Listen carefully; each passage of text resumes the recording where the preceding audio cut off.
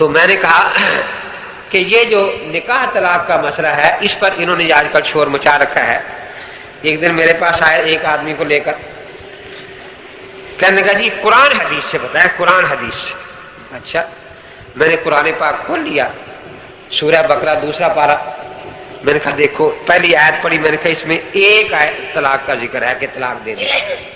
اس کے بعد فرمایا بؤلاتہن احق بردہن، ایک طلاق کے بعد خامند کو پورا حق ہے کہ اسے روکنا چاہے تو روک لے، رجوع کرنا چاہے تو رجوع، اس میں بیوی کی مرضی کا کوئی دخل نہیں، بیوی نہ بھی چاہے تو خامند رجوع کر سکتا ہے۔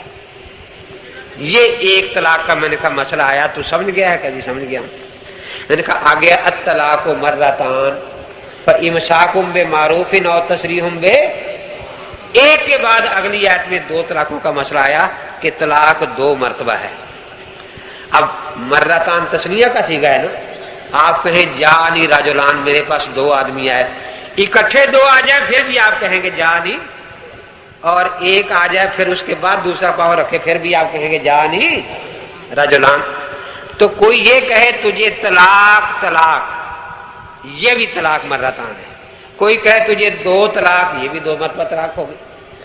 اب اس کا کیا معنی ہے طلاق و مرتان؟ طلاق دو مرتبہ دی جائے گی تو طلاق دو مرتبہ ہوگی، غیر مغل کہتا ہے ایک مرتبہ ہوگی، قرآن کہتا ہے دو مرتبہ ہوگی،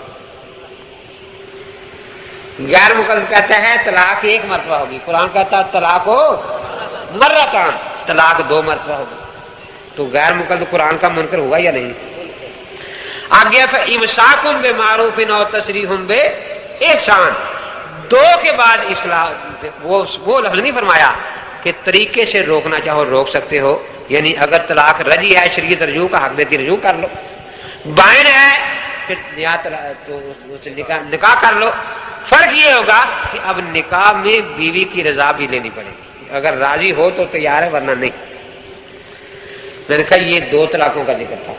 اس کے بعد فرمایا فَإِن طَلَّقَهَا مِن بَعْدُ، دو کے بعد فا عربی زبان میں تعلیق بلا مہلہ کے لیے آتی، فوراً کام کرنے کے لیے۔ اگر فوراً دو کے بعد تیسری طلاق بھی دے دی تو فلا تحل له حتى تنكح زوجا غیرہ، اب یہ عورت اس کے لیے حلال نہیں یہاں تک کہ کسی دوسرے خاوند سے نکاح کرے۔ تو میں نے کہا یہ تینوں طلاقوں کے لیے تین آیتیں ترتیب وار نمبر وار آ گئی، تینوں طلاقوں کا یہ حکم قرآن پاک میں آ گیا ہے۔ فَإِن طَلَّقَهَا مِن بَعْدُ، یہ تیسری طلاق کے بعد اب فلا تحل له حتى تنكح زوجا غیرہ۔ تو مجھے کہتا آپ بھی حلالے کے قائل ہیں؟ میں نے کہا آپ حرامے کے قائل ہیں۔ تو میں نے کہا فلا تحل له کا اگر معنی حلالہ ہے تو پھر تو قرآن کا انکار کر رہا ہے، اور اگر یہ ہے کہ نکاح میں شرط لگانا کہ صحبت کے بعد تو طلاق دے دے گا حلال کرنے کے بعد، اس کو ہم بھی مکروہ کہتے ہیں۔ کہتا حدیث میں آتا ہے نا لعن اللہ المحلل والمحلل لہ، تو میں نے کہا اس حدیث میں ہم پورا مانتے ہیں تو وہ ادھورا مانتا ہے۔ کہتا کیسے؟ میں نے کہا حضرت نے لعنت بھی ڈالی اور اس کو حلال کرنے والا بھی کہا، ہم نے بھی یہ کہا، ہمارے ہاں ہر کتاب میں یہی ہے کہ یہ شرط لگانی مکروہ تحریمی ہے، گناہ ہے ہمارے ہاں۔ لیکن وہ طلاق واقعہ ہو جائے گی۔ کہنے کا جب گناہ ہے تو واقعہ کیسے ہوگی؟ اگر غلط طریقے سے نماز شروع کی جائے تو نماز شروع ہو جائے گی؟ میں نے کہا نہیں۔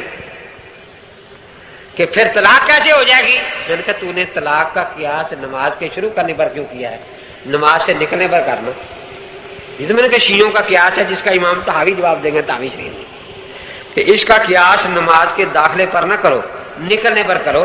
اب نکلنے کا صحیح طریقہ ہے کہ السلام علیکم ورحمۃ اللہ کہہ کر نکلو، تو نماز سے بھی نکل گئے اور گناہ نہیں ہوا بلکہ ثواب ہوا۔ لیکن اگر آپ نے سلام سے پہلے باتیں شروع کر دی تو نماز سے یقین نکل گیا، گناہ بھی ہوا۔ آپ سلام سے پہلے اٹھ کر بھاگ گئے کہیں تو نماز ٹوٹ گئی یا نہیں؟ نماز سے بھی نکل گئے اور گناہ بھی آپ کو ہوا۔ تو میں نے کہا ہم بھی یہی کہتے ہیں کہ اگر غیر شرعی طریقے سے کوئی طلاق دے تو گناہ بھی ہوتا ہے اور طلاقیں بھی تینوں واقعہ، جیسے ایام حیض میں کوئی طلاق دے۔ اس کے بعد میں نے اسے کہنے لگا جی یہ شرط جو ہے یہ غلط ہے۔ تو میں نے کہا امام ابو حنیفہ کتنے سیانے ہیں کہ غلط شرط کا اعتبار نہیں کرتے کہ غلط ہے چھوڑو اس کو، نکاح ہو گیا، اور اس شرط کو ماننا بھی نہیں، اب وہ طلاق دے بے شک یا نہ دے۔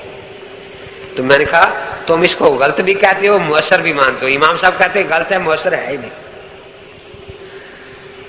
اب وہ خاموش۔ میں نے کہا کہ آپ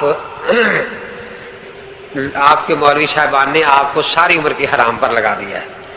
ایک مرزا کے لیے تھے، ہر جائے کے لیے تھے، مرزا کے لیے تھے، ہر جائے کے لیے تھے، وہ موت کا زخم علماء دیوبند نانات بھی کلشکر صدق وفا کا پیکر، علماء دیوبند، علماء